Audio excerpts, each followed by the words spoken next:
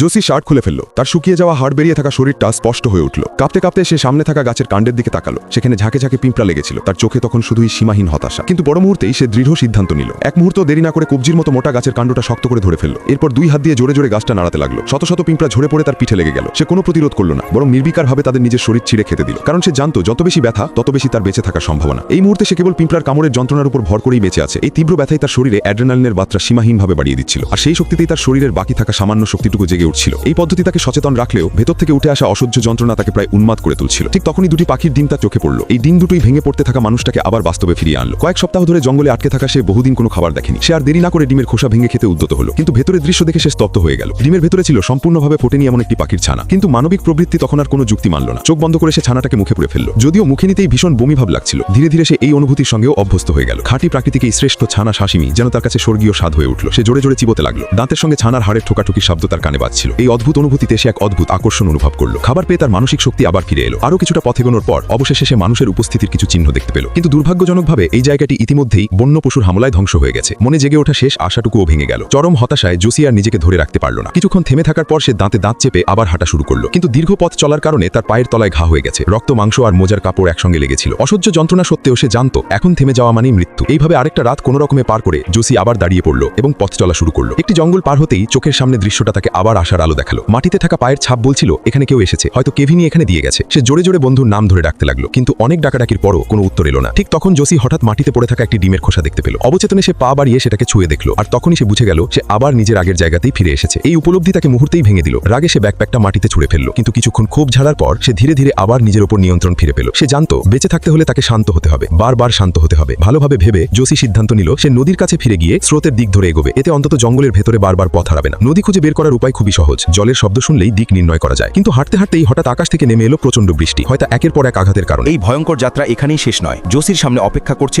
আরও বড় বিপদ, আরও কঠিন পরীক্ষা। পরের পার্ট দেখতে অবশ্যই কমেন্ট করুন, চ্যানেলটি সাবস্ক্রাইব করুন আর জোসির পাশে থাকুন শেষ পর্যন্ত।